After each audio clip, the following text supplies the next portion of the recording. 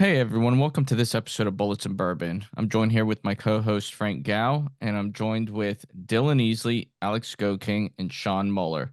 So previously we recorded with Scott, Mike, and Land from Dissident Arms, who represented the U.S. delegation in open division for Shotgun World Shoot. This time, as I previously said, we're speaking with Alex, Sean, and Dylan Easley, who's going to give their perspective from the modified division. So we've had Alex and Sean on before, and way back when I first started this podcast, we had Dylan Easley on. So real quick before we get into anything, Dylan, can you go ahead and just reintroduce yourself for those who haven't listened that far back? Yeah, go back and listen. Go through some of the episodes, get some views on there. I started shooting in 2012. Started out with local matches at CMMG's range in Fayette, Missouri. Shot a couple matches, got my butt kicked. That kind of set me in motion of I had to try and do better. By the end of that year, I was already traveling to Texas and several other states, and then it's just gotten worse from there now. Awesome.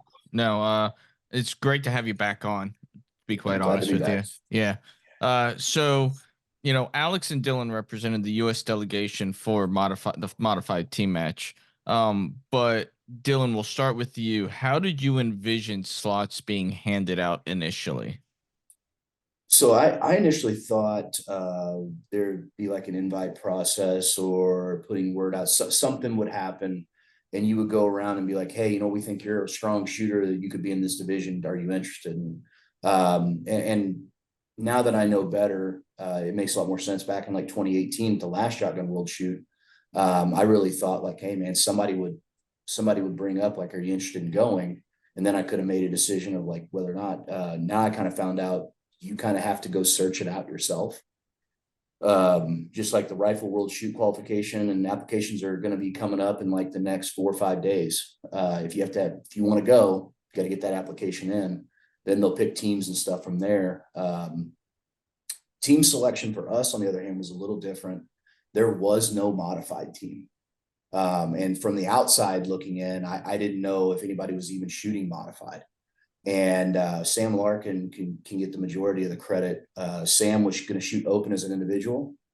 Decided like, hey, you know what? Let's talk to some guys and see if we can put a modified team together. So he approached me and said, hey, what do you think about shooting modified?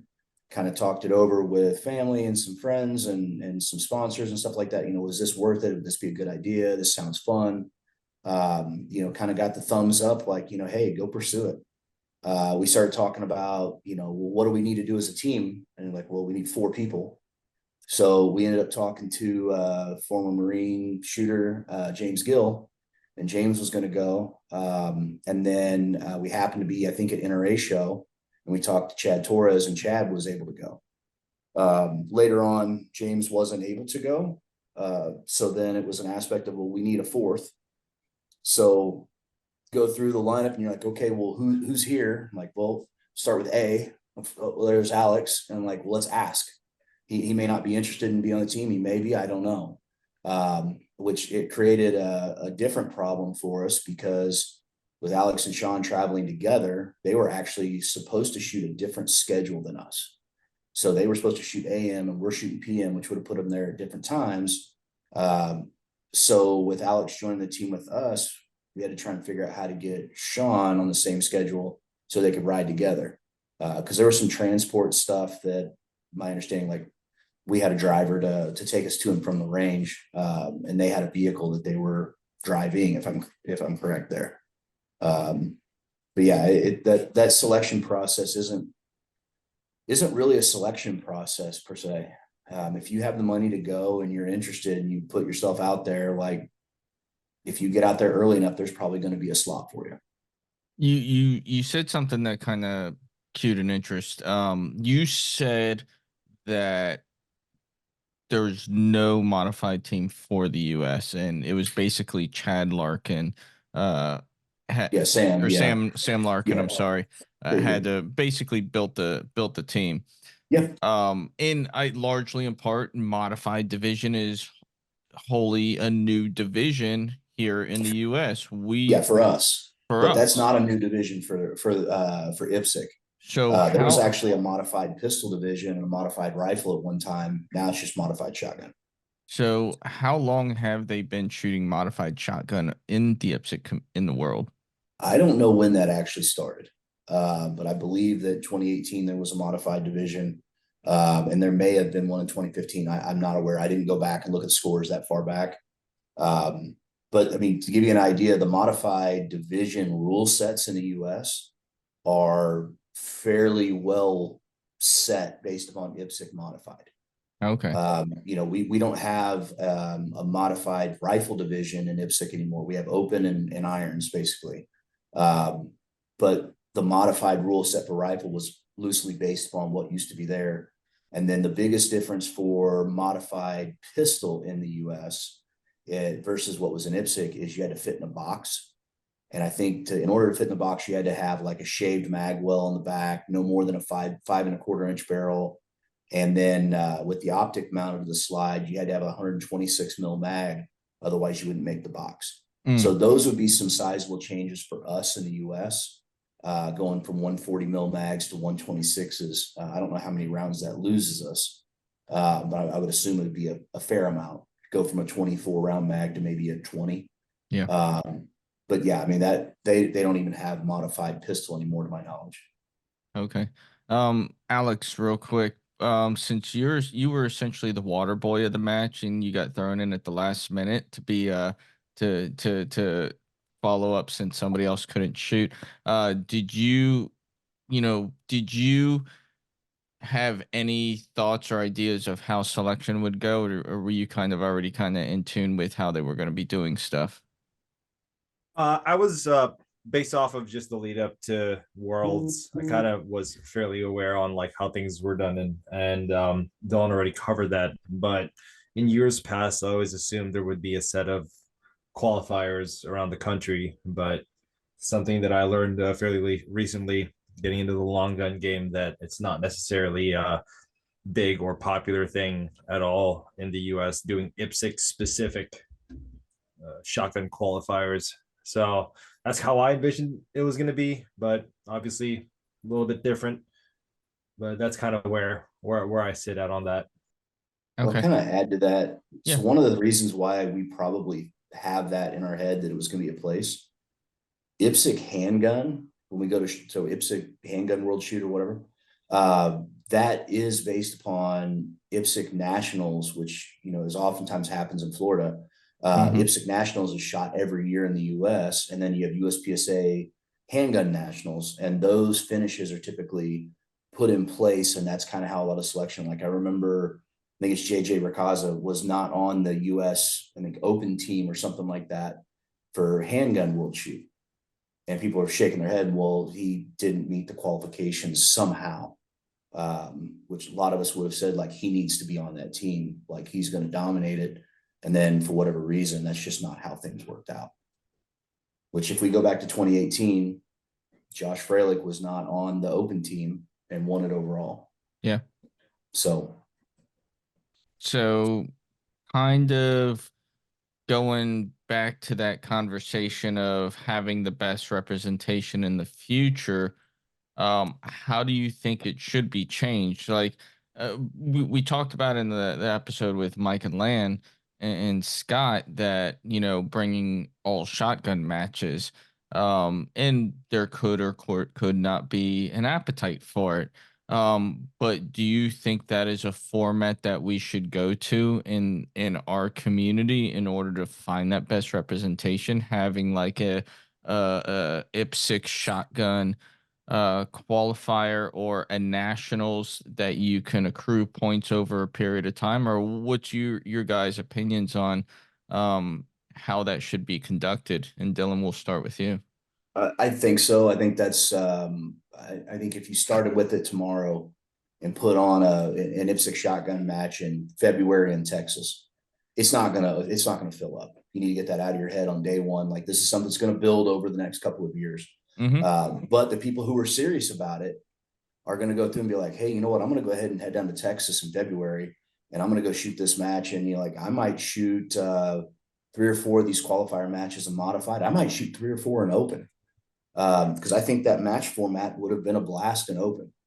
Be limited to 10-round mags. And then you never know, like, hey, you go shoot 3 or 4 or 2 or 3 in modified and standard and open, and there may be a slot for you available in each one of them. And you're like, hey, you know what? Open sounds like the most fun. I'm going to go play there. Or maybe it doesn't sound like the most fun and you're going to go play in modified. Or guess what? You don't qualify for open, but you did qualify for standard. And I think that'll give you your best representation. Taking match finishes at 3-gun matches, I don't think is going to be the best way to try and pick a shotgun world shoot team. Because I can take somebody who's just a monster with a pistol and a rifle, and all of a sudden they're on the standard team because they shoot tac ops real well, but they are not a monster with a shotgun. That's not who I want being on the US team. As an individual, fine. You want to go and have fun, man, I'm all for it, but maybe not the team aspect. Alex, what do you got? I agree with that. The last thing Dylan said, but having that as part of like the general shooting community in the US, I do agree with Dylan as well. It's not something that's going to take off right away, but I do think that it'll be a wonderful thing to have, not just for qualifications, but just an avenue where you can have shooters come out and just see how good they can be with a shotgun in a broad spectrum kind of manner, where it's not just shooting stuff, but it's how you move with one, how you load one, how you manipulate one. I think that would be fantastic. All right. So what kind of sources of information do you draw from when planning a trip to Thailand with guns and ammo? And Alex and Sean, I know you guys were probably closely talking all the time, considering that you were co-located here in Quantico. So Sean, we'll start with you. I was actually getting a lot of my information from Alex, who ended up getting a lot of his information from a lot of the seasoned US delegation members. We had our Facebook group, which was astronomically helpful for us. At least it was for myself. I'm pretty sure, Alex, you could agree with that, with receiving information. It was both of our first time traveling internationally with firearms and ammo. So I think without that help from all of the seasoned shooters, it would have been really difficult to find it ourselves. Now that Facebook group, was that one just for the US delegation, or was that a World Shotgun Shoot Facebook group? That was just for the delegation. It was just Okay. for us to talk and pass information and whatnot. Okay. Alex, we're just gonna skip over a few on this because, like, Sean just basically answered for you. But Dylan, you being out there in Kansas, what, how did you draw a lot of your information? Who were you communicating with, to get that? I, I mean, I went with the flow. So the same Facebook group, there were some people putting good information on there. Brian Nelson was one of them when it came to like, here's some practice targets you guys can download and print off, right? And then, I mean, Becky Ackley was putting out information about traveling and contacting the airlines in advance and everything else, to make sure that they just at least had it notated that you were traveling with a firearm. I never had any issue. And the guy that I was traveling with, Ruben from Vortex, he didn't have any issues. But like Chad Torres, we didn't know if Chad was going to make it to the match, because he got held up, I think, in Denver and then Atlanta and then like Dallas maybe or something like that. They did not want to let him fly internationally because they're like, well, you were told you didn't need to do anything, but we have nothing here notating firearms. So, but real quick on that, if he was not able to make the match like that close, and you guys get there to Thailand, would you have been able to substitute him with somebody else getting there on the ground? Yes. I believe we had up until like the morning of the shooting starting to go through and be like, hey, this guy didn't make it. Or, hey, this guy went out last night and broke his leg on on whatever. He can't shoot. Can this guy be on the team? then we would have had to beg Sean to like, hey, can you come join our squad? But yeah, we would have had the opportunity. But when it came to like the flying and everything, like when it came to ammo, there was a federal group buy that Land from Dissident Arms put together. Mm-hmm. Okay. And I just asked Land, like, what do I need to send? And so he kind of helped me along the way and said, like, hey, 400 to 600 rounds of birdshot. There's probably 300 in the match. I go, okay, that sounds fine. So I sent 600. And then he said it's usually about 30 rounds of slugs and buckshot. So I sent 50 of each. In retrospect, I probably should have sent about 100 of each just to be able to get a little more practice in advance. And then have that in the back of my head that I've got plenty of ammo. I don't need to worry about like, make sure you don't have any makeup shots. But beyond that though, I mean, in all honesty, it really wasn't as bad as I thought it would be. No, that's good. I mean, like you hear those horror stories traveling overseas and not getting all the information that you need. And it's good that information is being passed the way it needs to. Just based, and that's coming based on people who've already been out there. You would think that you would get a little bit more support from an organization that's supposed to be the representing body, but it's good that there are people out there that already know the process that can help along the way. Well, I'll give a little bit of credit to a couple of the guys at USPSA. I don't remember exactly which board members they were, but they were kind of in that same Facebook group. And, at one point in time, I'm reading one of them goes, don't fly through Tokyo. You may never see your guns again. And apparently that happened with one of the handgun world shooters from the previous year going to Thailand. They went to Tokyo and like their infinity pistols are gone, from my understanding. That's rough. Kind of that's a painful one. So I mean, they gave us a kind of a heads up on that, and I think the two routes that ended up being popular were through Qatar and through Seoul, and then to both of those two Bangkok, and we went through Seoul. And in all honesty, like I was a little nervous, but not bad. But when we got to Seoul and we got off the airplane, there's a dude there in a three-piece suit with a briefcase that has a sign that had my name and Ruben's name, and like, uh-oh. And like he straight pulled us to the side, took us to a table, took a picture of some of our IPSC passport, to shoot in Thailand, a couple other things. And he's like, all right, you guys are good to go. And that was about it. We didn't even see him on the way back because we confirmed all of our information at that time for the return trip.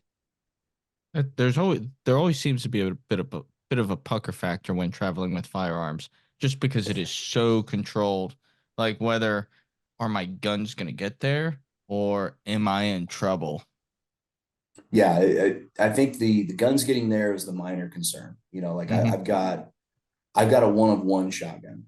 Mhm. There's not another one like it, and which is awesome to get to shoot.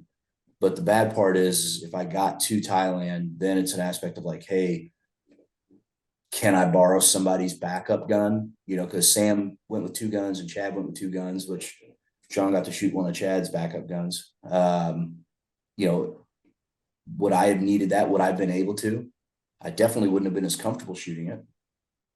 So, yeah, I mean, the little bit of a pucker factor, when you travel within the US, you got different state laws, but I don't know what the firearms laws are in South Korea. Mm-hmm. So, usually in 3-gun, we dedicate all our training, to 3 different guns and not just to one platform.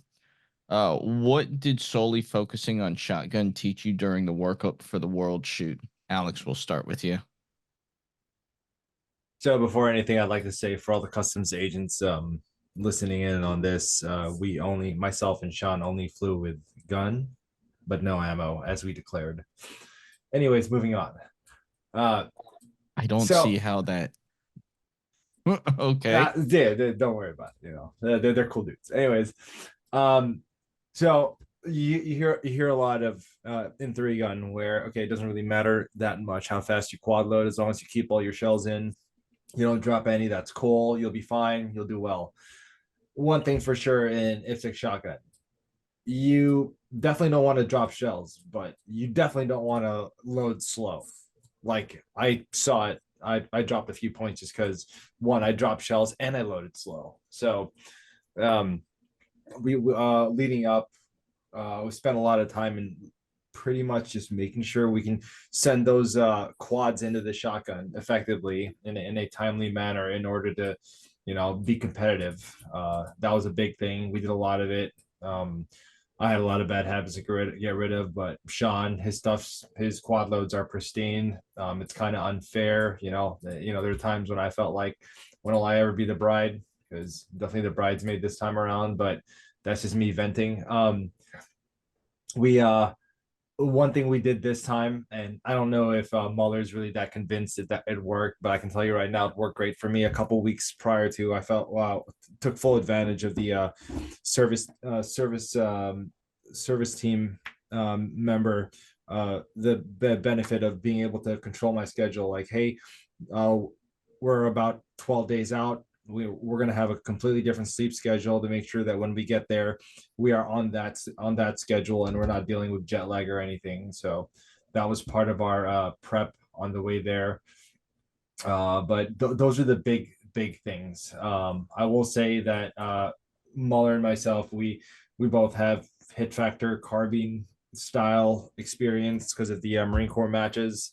And he shot a little USPSA. I shot a lot of it. So the footwork, the stage planning, entering, exiting positions, all that good noise, knowing your pace was very natural to us. So I'd say that was more of a long-term, it was a good long-term benefit that we had from doing things like that. But other than that, it was just a lot of what I just said. Sean, what you got? So this was the first opportunity that I would say that I've had where I've essentially been like forced to focus on one discipline. So for me, it taught me a lot about isolating techniques, especially for quad loading.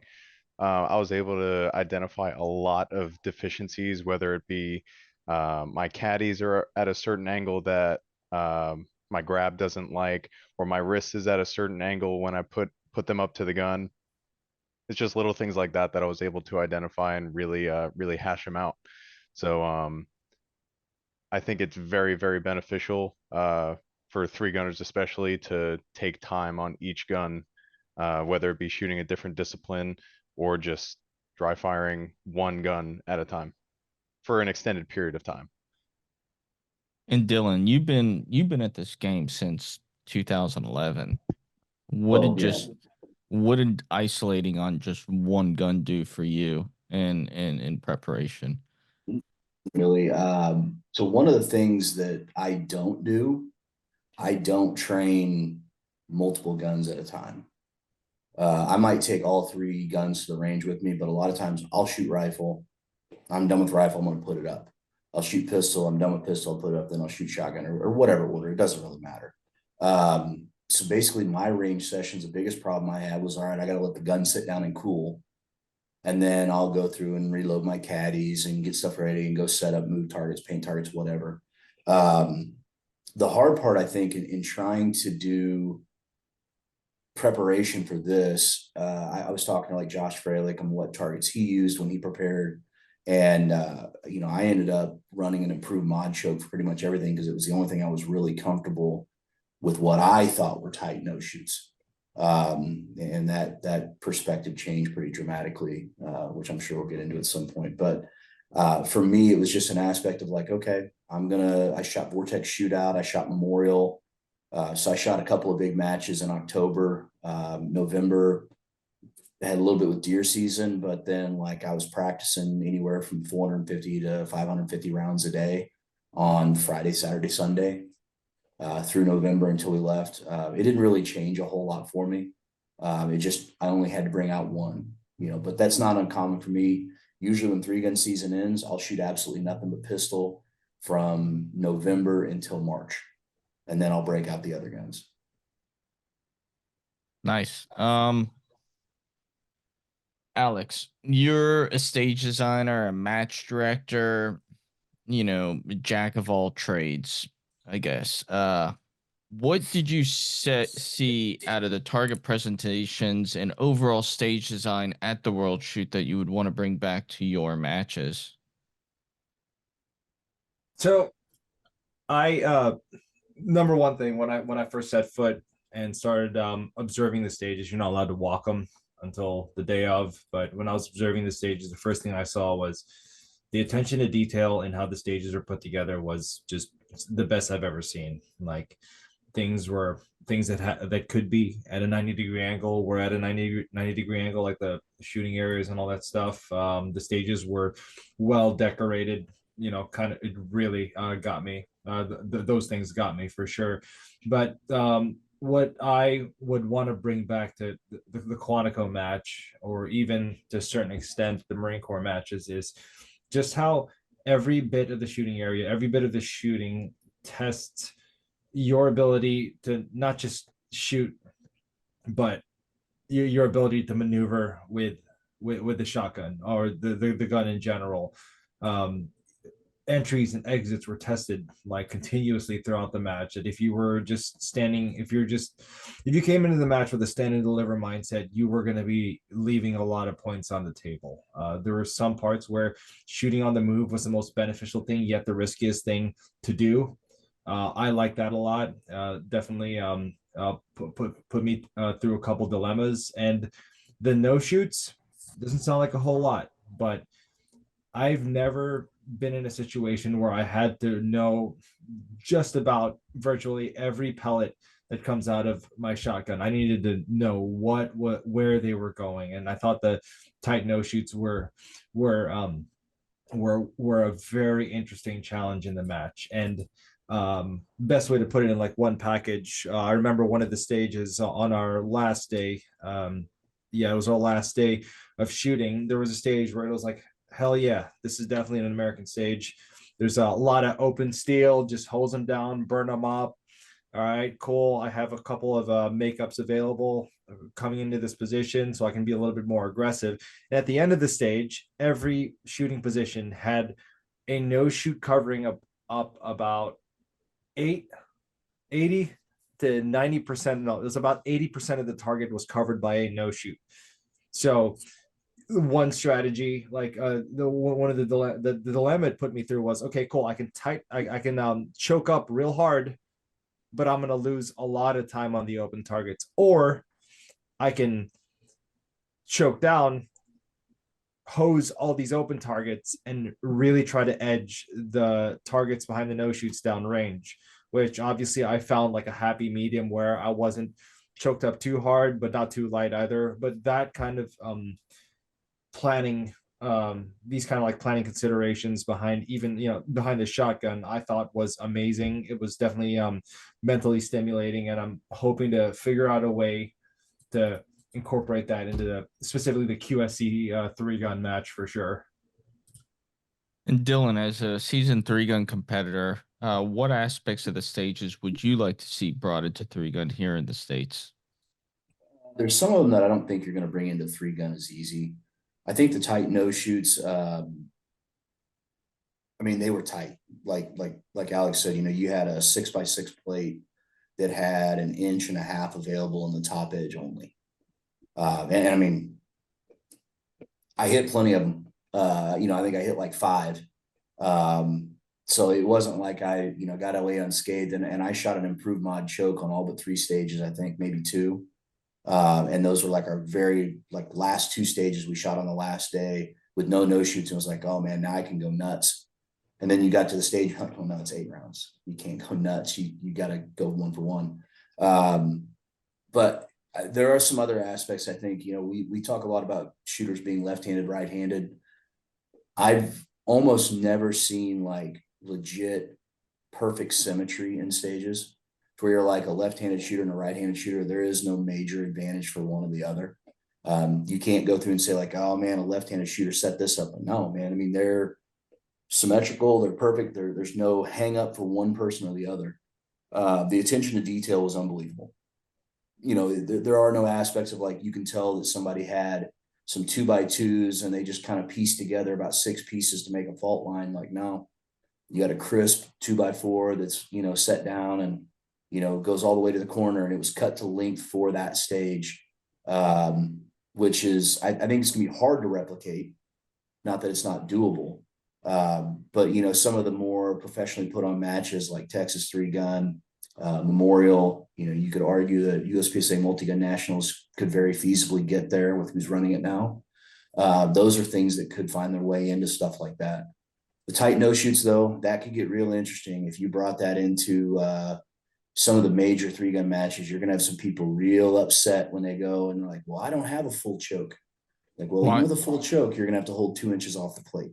Well, I remember, I'd say one of the tightest stages I ever shot, like where it had some really gnarly no shoots, was a Blue Ridge match from 2016, and we were shooting steel targets, steel knockovers. The what are they? The 5x10s, the Yeah, they rectangular had some plates. of the tall skinnies, like a four Yeah, by 10, 4x9, something like that. yeah, and you were shooting those from 25 yards away, and there was a no shoot pretty much right in front of it, and you had to be really precise with your positioning, or you were going to knock over your no shoots. And you just don't see that much these days. Don't. And then, you know, there's the other thing, like in that match, because I remember I shot Blue Ridge quite a few times, and um, a lot of times stuff like that was with a pistol. Mm-hmm. So it's a hard shot. The problem when you jump over your shotgun is no longer, we're not talking about a projectile hitting it. We're talking about a pattern that might be this big when it gets there, or it might be this big. So now I've got to hold off here or here, depending upon what choke I pick. I mean, that's where like Alex and I got into conversation. What choke you run? I'm like, I'm just going to keep it tight. I'm just going to keep an improved mod in the gun because there's a no shoot on this stage again. And you're like, there's only 2, but I'm going to have to go with what I know I can at least shoot the target without hitting or without being as likely to hit a no shoot. And there's a lot of science behind the shotgun and chokes and velocities. And if you go up in velocity and, tighten up your choke, your pattern's going to be a certain way. If you go down in velocity Yeah. and keep it like you really you have to know how that shotgun operates with the ammo that you put in it and the chokes that you put in it. And it's not a matter of, well, I'm just going to throw in this choke so I can go this fast. It's like you need to actually know what pattern it's going to hit. There's also the aspect of what shot size. Mm-hmm. Everything that we sent over was 1,235 foot per second, 1 1/8 ounce, 7.5s. I don't know if any of the other people from the other countries were shooting 7.5s or not, but all the guys that bought the IPSC Zala ammo that they're shooting over, those were all, I believe, 6s. And so they're shooting heavier shot than us. And I don't know if Alex was paying attention when I asked one of the Italian shooters, like, what are you running for a choke? And he goes, 5. The hell does 5 mean? Isn't that He was like using modified? factory Benelli chokes. It was an IC. Okay, yeah. I'm running an improved modified. He's running an improved cylinder with 6s. Oh He wow. just knew it. He knew exactly how much to hold off of the no shoot with an IC at that distance. And I'm going, I'm not comfortable with that. I would have had to have practiced a hell of a lot more to really know that. But I mean, I practiced with an improved mod on my home range, shooting buckshot at plate racks at 25 yards, and like every other plate painted red as a no shoot. And like, man, I felt confident. Well, my plates are that far apart. Mm-hmm. And we shot, I think it was like the 3rd stage we shot with buckshot on the first day. The target is here, and this much is visible in front of the no shoot. Like it's like this, Ooh. and you're 1.5 inches. And by the way, that's with buckshot at like 7 yards. And you're going like, man, I mean, can we shoot buckshot at 7 yards? You're like, well, we're doing it here. Like we're gonna test this live because I didn't shoot anything that close to me in practice ever. The closest thing I shot was about 10 yards. But I shot clays with slugs. I shot clays with buckshot. I shot all kinds of stuff. But had never considered that, which I think is one disadvantage we had on the modified team. The open team, 3 out of 4 of the shooters had shot international matches before. And Scott Green was your 2018 shoot-off winner in open. So, I mean, they had some experience to know a little bit better what we're getting into and can communicate. And the modified team was 4 dudes that had never been. And barely Yeah, knew yeah. each other. We're gonna try it live, you know. Something that we haven't discussed so far is the length of the match. So typically, three-gun majors in the United States, they'll last a weekend. You'll shoot 2, maybe 3 days. But this match, it went over 5 days of shooting. And, IPSC Handgun World Shoot has a day built in for rest, but this one didn't. And we learned that when we talked to the Distant Arms crew. So I actually want to pitch this question to Sean. You guys shot a bunch of majors, you did a whole competitive season and you got used to shooting over a weekend. What was the transition like shooting over an entire week, in addition to all the travel and everything else that you had going on? Yeah, it was definitely an adjustment, but I knew going into it that it being a 5 day long match, it was going to be this consistency that's going to keep you at least somewhat in the game. So what I planned this before even leaving. I knew that I was going to shoot the stages for the day, and then as soon as I'm done, I'm going to be studying and looking at my stage plans for the next day. And then I'm not going to relax. I'm probably going to look over them over dinner or something like that, but I'm not going to lay down in bed until I'm like confident with my stage plans for that day. I'm going to be confident with what choke I'm going to be using, where I'm going to be loading, because they were graceful enough to give us an actual match book so we could actually take notes in the match book for each stage. So doing all the walkthroughs and not actually walking the stages, just looking at the stages from the viewing area. We were able to do all the math with like our patterning pictures that we have from patterning right before we left, being able to determine what choke we had and where to load and all that stuff. It was that was all really helpful to have that in a physical book instead of just a picture. So when I'm done with planning stages and all that, and I'm confident for the next day, that's when I completely focus on relaxing and just essentially just brain dumping. Just making sure that I'm not over stressing about anything. And then a big thing was that I didn't look at any of the scores until it was the second to last day, which probably still wasn't a good idea.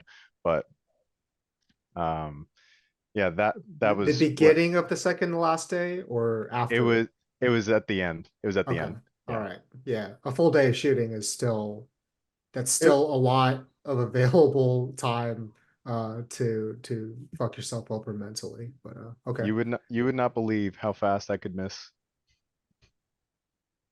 I believe it. Everyone on this episode has done that at some point. We've all missed really fast. But okay, so mental consistency and preparation. Alex, would Oh you yeah. say largely the same for you over this long format? Very, very similar. Muller and I have very similar intro match battle rhythms where we don't like doing anything stupid. We don't like going crazy. It's about just staying somewhat like not concentrated, but focused on what we're supposed to be doing, and then following it up with getting proper rest, doing our best to relax so we're not burning up mental resources the day before. Hydrating. I'm not going to talk about it on the podcast, but it is extremely important. Um, and getting a good amount of food. We definitely had a fairly balanced diet out there, for sure. And that's generally it. Okay. So Dylan, you've been shooting matches for a very long time, and it sounds like you have had some experience traveling abroad shooting before. So what's your approach to this long format? And is it really different from your approach to like a major three-gun match? It became different. So Alex shot with us on the first day, obviously, and but he wasn't in the van with us when we were on the way back to the hotel. It was quiet. We got schooled pretty hard the first day. We didn't really know what to expect, and so my preparation on the way to day one I sat in silence with AirPods in, my head down, my eyes closed. I envisioned every trigger pull, every dot crossing every target, everything you could imagine. At the end of the first day, it was like, well, that was rough. And so I started to realize a couple of things. It is going to be a 5-day match. Everybody's going to have a bad day, or they're going to have a bad stage. And I had all of them on day one. Every one of my mics was on the first day of shooting. But I also figured out that I can't really tell what the hell is on these damn stages until I'm physically walking them. So I had a rough idea of what each one of these stages would entail, but I really couldn't see it and envision it until I walked it. So I kind of put it out of the back of my head. When we were done shooting at the end of day 2 in the morning, it was like 11:45 in the morning. I have a massage schedule. Let's head back to the hotel. I'm going to go back. We're going to have lunch. And then I'm going to go to my massage. I had at the hotel, like a foot and head massage, relaxing hour. Then after that, we'll go to dinner. The biggest thing I think that I think made things easier for me, you're in a country where, like, man, I'd love to go get some Thai food. I'd love to go check things out. I was not about to take a risk. So the group that I was with, we were all staying at the same hotel. It was an aspect of like, all right, guys, there's like an Americanized mall over here. There's a steak place. I don't know how many tenderloins we ate, but it was like tenderloin and potatoes because we knew it was going to be safe. Now, once the shooting was over, we got way more adventurous with the food. But that was my biggest concern, is like, man, I'm not going to shoot very well if I'm holding a trash can while I'm sitting on a toilet. So that was my biggest concern with being over there and potentially getting in contact with something that my gut's not used to. But as far as like the shooting goes, man, we never touched a target. We never reset a damn thing. So, I mean, I've kind of poked fun at Aaron Hayes and Josh Freilich and all the guys that came back from 2018 Shotgun World Shoot, talking about like, oh man, paid resetters, it was so awesome. I'm like, oh, go out there and work, quit being a sissy. Like, I mean, dude, we shot 5 half days. The only reason I was sweating is because it was like 92 degrees and 95% humidity. I never put more than, I mean, what was the longest stage for most of us? 25 seconds, 26, 27. So I never put in more than 30 seconds of work on a stage at all. And then you're sitting under the awning, waiting to go to the next stage. I didn't really have too many issues in pacing that out and accommodating that, because after you shoot, you can walk over to the freaking 7-Eleven that was on the range and go get a bottle of water for 10 baht, which is like, what, 30 cents? Nice. Yeah, I mean, it was convenient as hell. That's one of the reasons that, like I said, Sam and I kind of talked about when we might go to Hungary and go shoot another international match. We're not going to touch a target while we're there. We're not going to have to work. It'll be like golf, man. Be like a vacation. Yeah, heck yeah. There's a lot to be said for that type of match support. Having shot a staff reset match, not internationally, but at least here in the States, it's different because I think we get used to the cadence of prepping, shooting, cleaning, loading your mags, and then just bullshitting with the squad and helping reset the stage. And that becomes part of the entire rhythm. But it is nice to be able to dedicate all your mental and physical energy to just you. I think there's a lot more competitive equity there. I had a follow-up question for, I guess, Sean and Alex. So, Dylan, you mentioned that you focus on specific guns out of the 3 guns at a time. But for Sean and Alex, I mean, this is the first time that you guys have just went super hard on one of the 3 guns, and you learned a lot about, the guns themselves, the shells you're shooting through them, the chokes, all that stuff. Are you coming back to 3-gun matches with like a renewed sense of just confidence and understanding, and almost like looking at shotgun? Like, how did you look at shotgun before, and how do you look at it now? Alex, we'll start with you. Definitely. Even definitely coming back with a little bit more confidence, especially on the note of having actual live in match experience on what my pattern does, all that good noise, and coming back to three gun, it's just the way I see it, especially coming from a USPSA background, when you go into USPSA, and I still shoot it, I know what I can do. I know what's going to happen. It's all about execution at that point.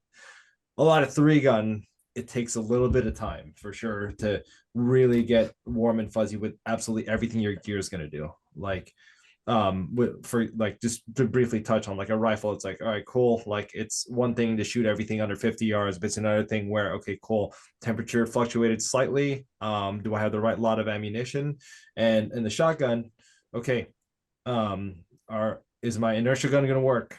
Do I have the right chokes? Do I know exactly what this ammo is going to do through the shotgun? But coming back from Worlds, knowing, being way more in tune with my shotgun, I can now go into three gun knowing exactly what my pistol is going to do, knowing exactly what my shotgun's going to do, and then just figuring out what to do on rifle, because that's the one thing that I need to spend a little bit more time on. But definitely like a lot more confident with shotgun. Like I've never been tested this hard in shotgun, and it just feels so good to come out of it alive and all that good noise, figuratively, obviously. Of course.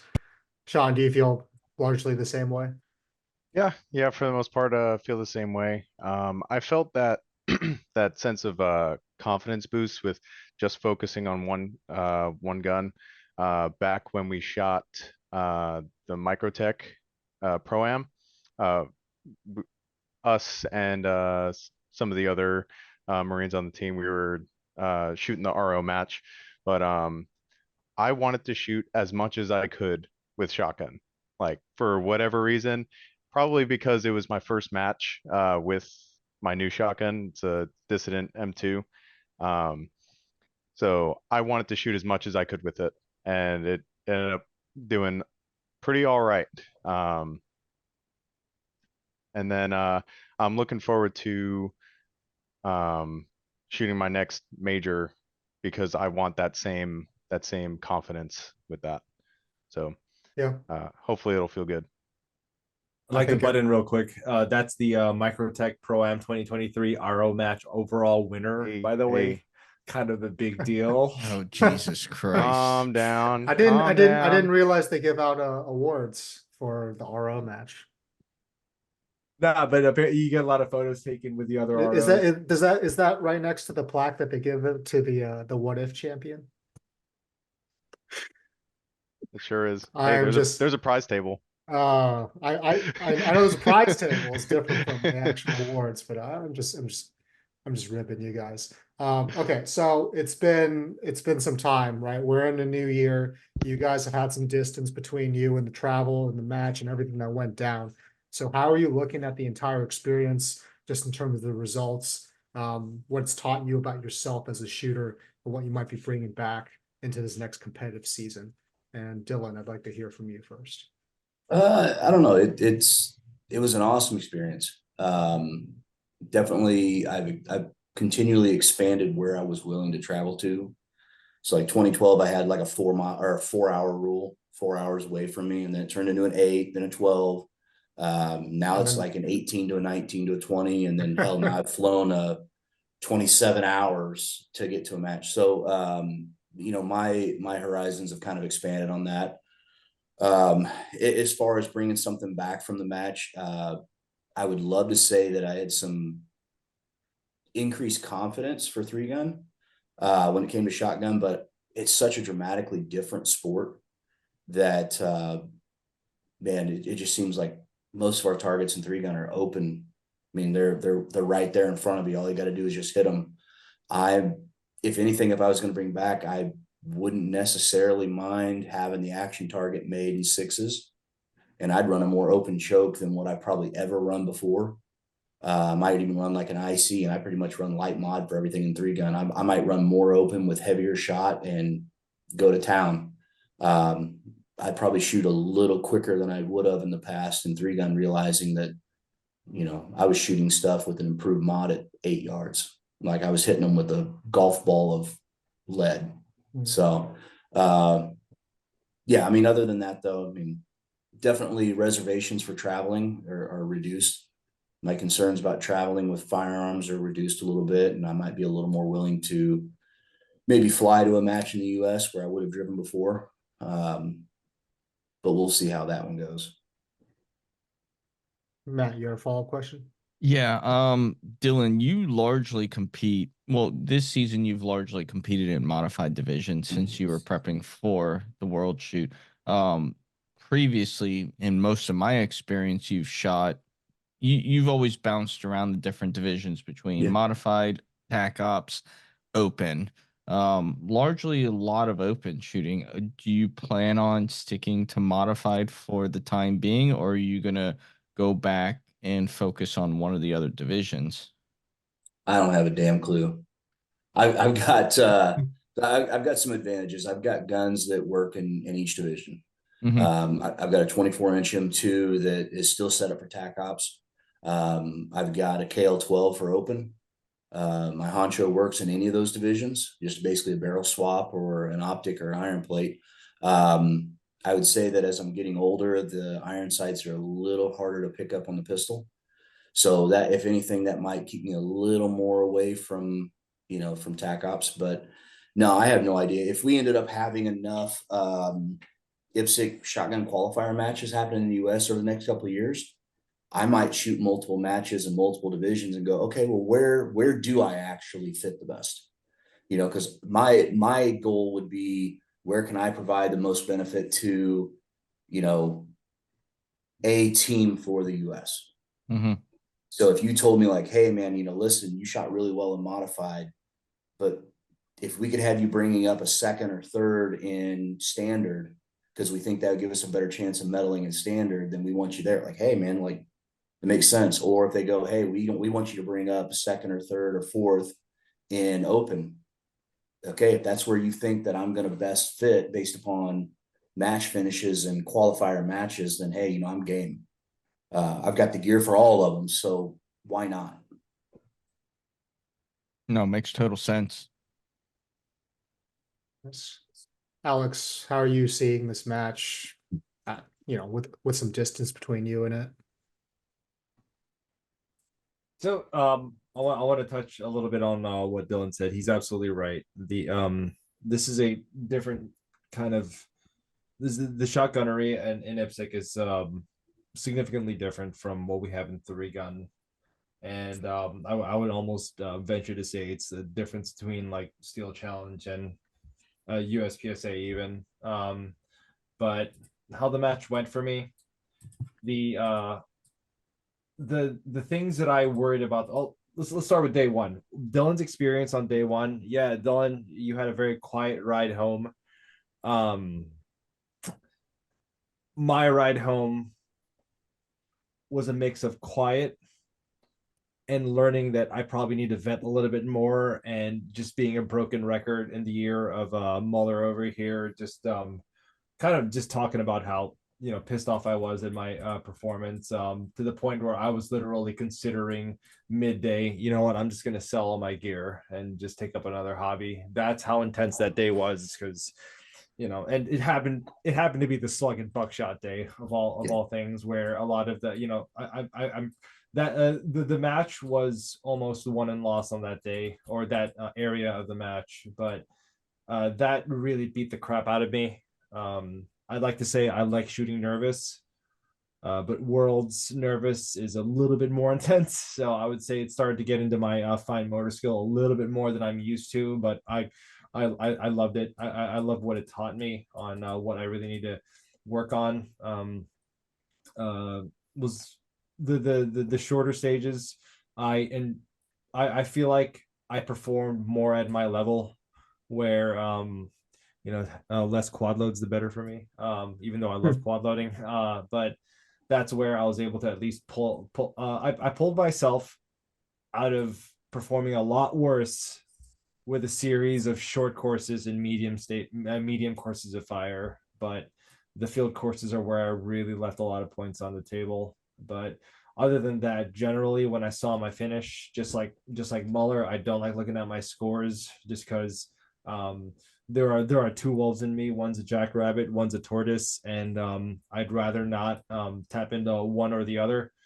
And I saw the finish, and I was like, you know what? After having a first day like I did, I think placing where I did was fair, and I'm not gonna lose too much sleep over it. And you know, on the bright side, I'm able to come back with a lot of lessons learned. But that's how the match was for me, for sure. Hey, real quick, Alex, not to relive past transgressions, but just to kind of get a gauge and a feeling. So this year at McMick NCR, you obviously didn't perform where you wanted to. And you described day one, going back and, learning that you need to vent more, things just didn't happen the way you wanted them to. What can you describe? Was it a similar feeling or was it at a much more elevated level in comparison to Marine Corps marksmanship competition NCR? It was it was more of a compounding effect where um leading up to NCR, there were a lot of things that I felt like I wish I performed better at, and it wasn't just shooting. It was, you know, it has a lot to do with also like I try to push myself at work a little too much sometimes, and it's just not giving myself time to mentally recover from all these things. It was just a leading up to, like, if you put me in, if you had me bomb day one like I did at Worlds, but took away everything leading up to it, I think I would have been a little bit more positive.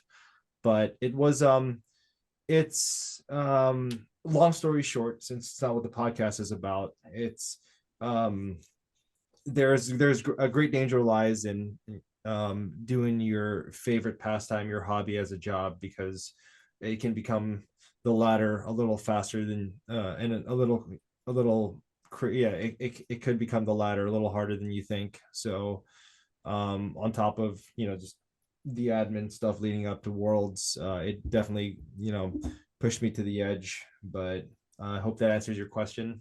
Yeah, no, it does. Yeah, I kind of put on a cylinder choke for that answer, so hopefully it hit. Dillen, you So I'll got add a some- little bit to that. So I think one of the things why the first day was so rough for us, at when we walked in, we're checking out stages in advance. There was some pretty high hopes and pretty high confidence. You know, even we had some of the other people going like, "Hey, man, we think you guys in the modified team have a really good chance of potentially podium or even better." And you're sitting there like, "All right, you know, hey, I prepared. I wanted to show up and win." So that was my goal. Like, not a podium, not my goal was to go and win. Now, obviously, that didn't happen. But I think that's the hard part, is when we finished day one, you realize like our expectations were walking away. You know, we're going to take first, second, third, and fourth. And we walked away realizing like, oh, I think Sean was sitting in 20 something.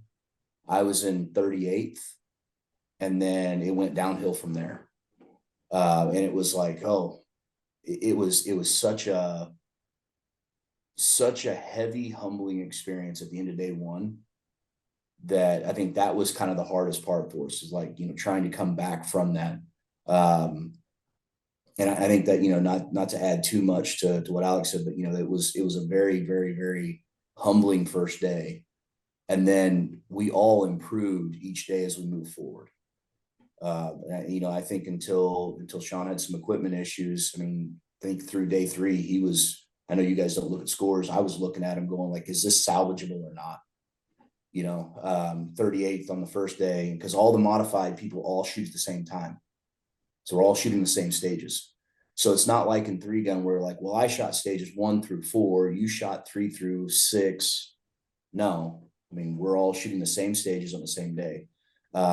So, you know, you finish the second day and you're at 28, like, oh man, I jumped 10 spots. So it was a little easier for me to be a little more positive about it. No, because like, it was salvageable. Here's an improvement. Here's an improvement.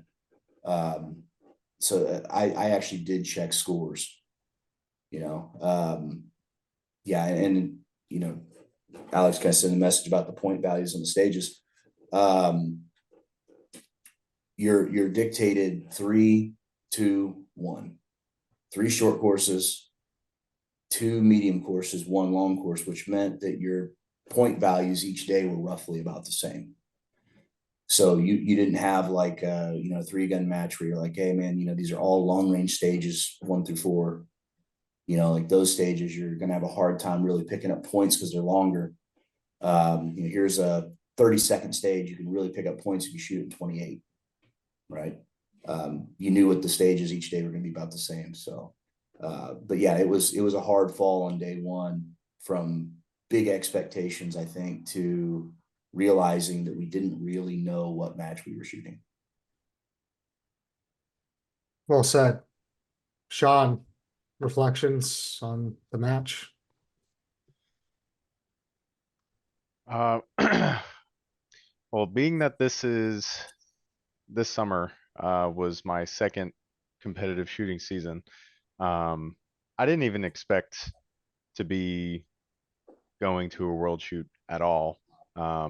I didn't really know that it was a thing, quite honestly, until we had our own internal tryouts for a slot on the delegation. So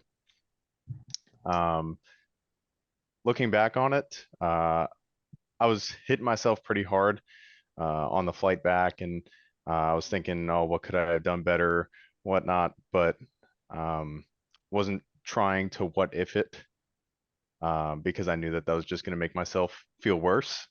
But I did what I could, so that's really all I could say. Yeah, for sure. We're wrapping up, guys, but before we jump off, you guys did spend some time in Thailand. So besides the match, what's one experience you had out there that you'll never forget? And for the sake of the things that happened in Thailand, we'll try to keep this PG. Sean, what'd you experience over there? The biggest takeaway besides the match was seeing the entire world coming together in one spot, and seeing that people from all over the world have that same passion, the same fire inside of them that drives them to want to be better. I made a really good friend. He was on the Hellenic team. He was shooting standard manual. He was really great dude. He was keeping my spirits up when things weren't going the way that I wanted them to. So making friendships like that I know will last a lifetime was really what made this a really great experience for me. Very nice. You gonna do some more international travel in your future? I'd love to.